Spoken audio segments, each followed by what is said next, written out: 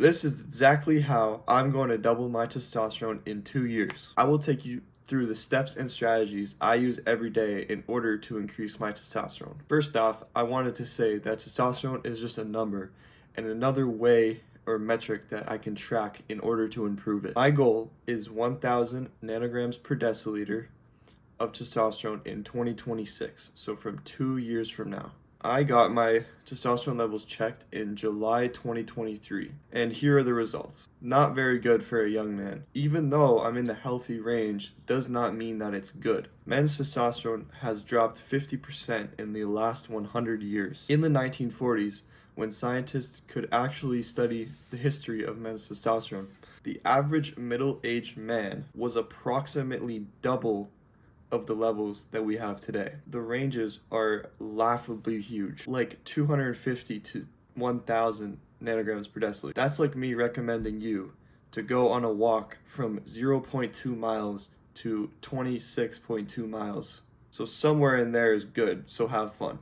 The way I'm going to reach this goal is through the plan I have in place. First off, I'm going to nail down the basics and stick to these basics throughout the time. I'm going to sleep 8 hours on average per night. I'm going to continue eating clean with lots of meat, lots of eggs, lots of butter, lots of cheese, avoiding sugar, no processed food. I'm going to continue exercising hard and staying active every day.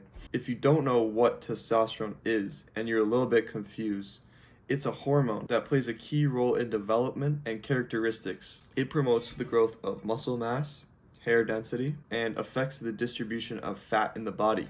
Also crucial for sperm production and sex drive.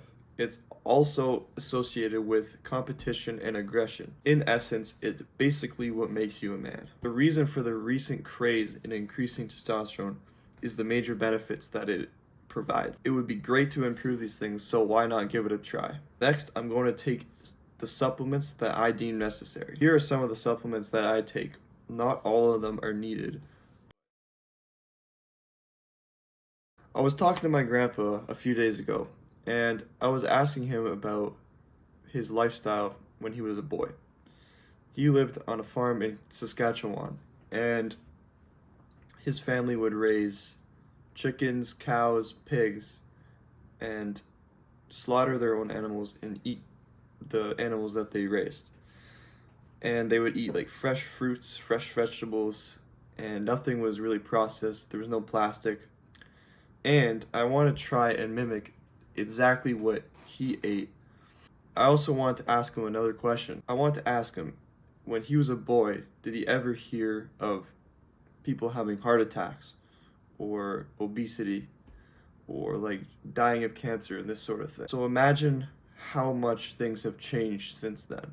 So in that case, I'm really going to pay attention to what I eat. So to mimic what he ate, I'm going to eat lots of meat, eggs, cheese, dairy products, fruits, vegetables. I'm going to avoid plastic wrapped foods, no processed foods, organic grass-fed beef. It might be a little bit more expensive, but I think it's worth it in the long run. Next is changing my mindset. So I have to change my mindset into being a more competitive mindset. So competing with other men and trying as hard as I can, like not letting up. So putting my fullest effort into everything that I do. And I could give you an example in hockey.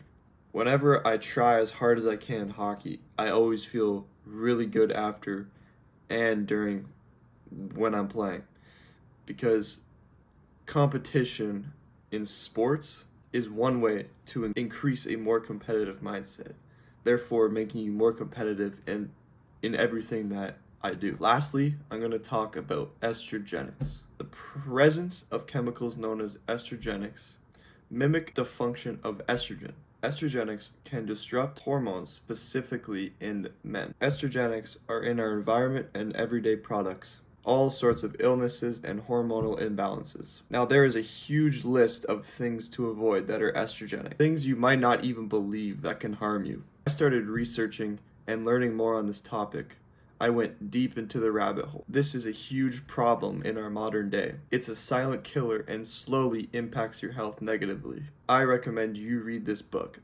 This is my main source of information. Things that are estrogenic are mainly found in plastics, phytoestrogens, which means plant estrogen, and everyday household items. There is so many more, but I'm going to keep it simple. Some of these things affect you less than others, but it's important to avoid as many things as possible. If you wanted to do the bare minimum, this is what I would do. I would make sure I'm drinking filtered water from a steel water bottle. Next, I would make sure I'm wearing cotton clothing and avoiding polyester on my skin.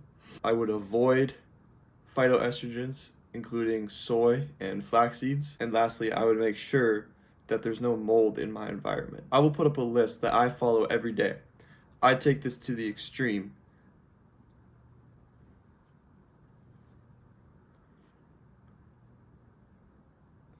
If you don't believe me on some of these things, do your own research.